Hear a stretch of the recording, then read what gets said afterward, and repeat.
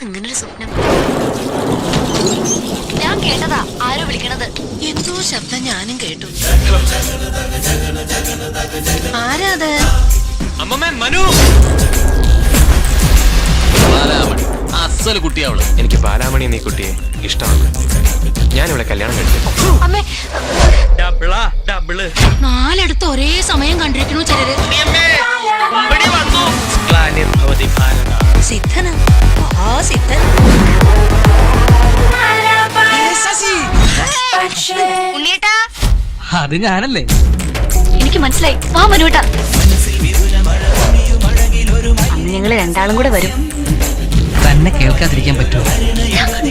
ഞാനേ കണ്ടുള്ളൂ. ഞാൻ മാത്രമേ കണ്ടിട്ടുള്ളൂ.